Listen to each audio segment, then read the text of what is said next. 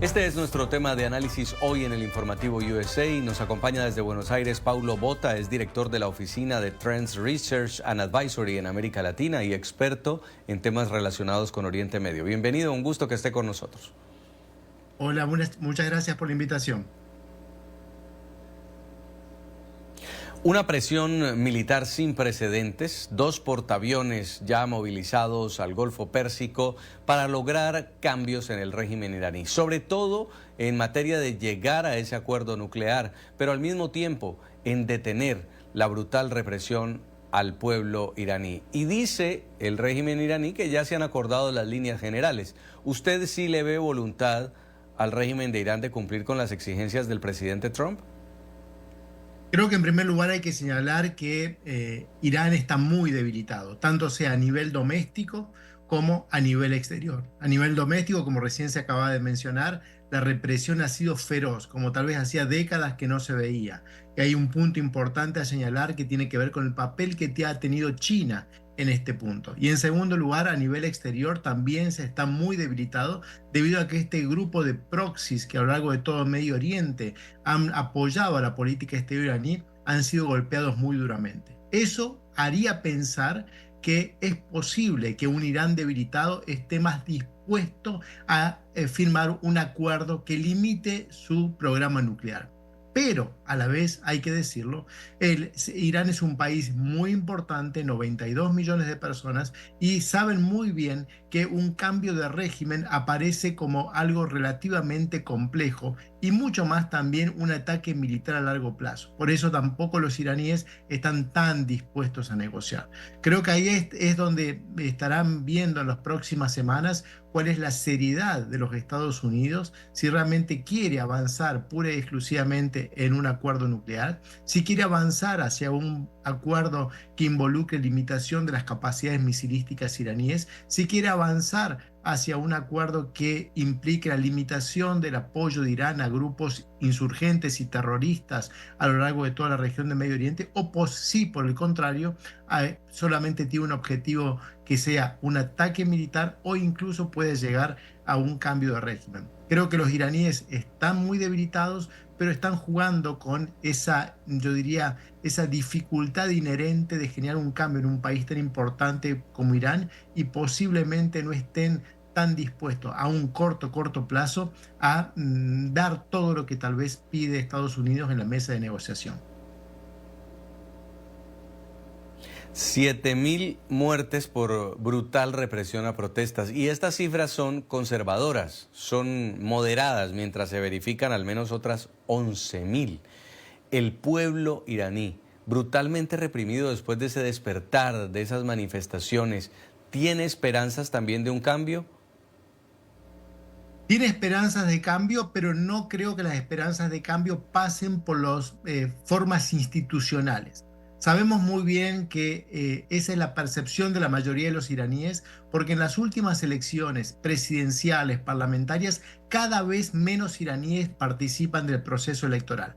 Básicamente porque consideran que participar de esas elecciones es una especie de fachada, un gatopardismo, cambiar todo para que nada cambie o incluso ni siquiera cambiar. Entonces, el pueblo iraní, en primer lugar, no cree que se pueda llegar a un cambio por los procesos institucionales. También, por otra parte, se ha roto el contrato social entre el gobierno iraní y la mayoría de la población, básicamente porque hoy no se le puede proveer al pueblo de seguridad, de bienestar económico, de salud, de absolutamente ningún bien público. Y por otra parte, hay otro elemento que vuelve tal vez más compleja la situación. Da la sensación, por la enorme cantidad de muertos que hemos visto en estas protestas, que el pueblo iraní ya no le teme a las autoridades constituidas. Yo creo que ese elemento de que la mayoría de la población considera que tal vez de manera institucional no se puede generar un cambio, el gobierno, el régimen, no le da ningún beneficio a la mayoría de la población, y por otra parte la población no le tiene miedo al gobierno, es realmente una situación muy compleja que no sabemos cómo va a evolucionar. Lo cierto es que posiblemente hay algunos nodos poblacionales que siguen apoyando al gobierno, pero lo hacen obviamente porque tienen que ver con beneficios específicos para su grupo social o su grupo económico. Pero la gran mayoría de los iraníes quisiera un cambio. Lo que no queda claro, ni dentro ni fuera de Irán, es hacia dónde podría ir ese cambio. Porque casi luego, después de 50 años de República Islámica, no hay casi nada en la oposición que pueda arrogarse el derecho de decir yo estoy representando a la mayoría de los iraníes. Y es precisamente de nuevo ese punto es del cual el régimen iraní se agarra para decir, mire, es mejor que estemos nosotros que no haya nadie, que no haya un gobierno central. Por eso digo, es una situación muy compleja. En estas últimas manifestaciones no ha habido un liderazgo unificado, no hay una oposición organizada, hay solamente un malestar social que ya no teme salir a las calles y expresar abiertamente su descontento con su gobierno. Por la forma como está constituido el régimen iraní, ¿por qué es tan difícil lograr un acuerdo? ¿Dónde está la línea de autoridad? Por un lado vemos al canciller diciendo que ya hay acuerdo en líneas generales, pero por otro lado está el líder supremo del régimen arremetiendo contra Estados Unidos. ¿Cuál es la diferencia de la forma como vemos el poder en Occidente? Hay muchas diferencias. Mire, en Medio Oriente nosotros solemos decir que si usted quería analizar cómo se gobernaba el Egipto de Mubarak, era muy simple, había que ver solamente a Mubarak. Si usted quería ver cómo se analizaba la Siria de Al-Assad, era muy simple, había que ver lo que hacía Al-Assad. Si usted quería ver cómo se manejaba la Libia de Gaddafi, había que ver cómo se manejaba Gaddafi. En Irán eso no funciona, porque el propio sistema tiene un sistema demasiado complejo de pesos y contrapesos, orgánicos e inorgánicos, ¿sí? Abiertos y no tan abiertos. Es muy difícil saber quién gobierna en Irán, no solamente, obviamente, porque tenemos el líder supremo, pero también hay un presidente que tiene muy pocas facultades si los comparamos tal vez con regímenes presidencialistas en el hemisferio occidental. Entonces, en Irán hay demasiadas voces disidentes, hay muchas fuentes de poder, incluso si uno se fija pura y exclusivamente en la Constitución.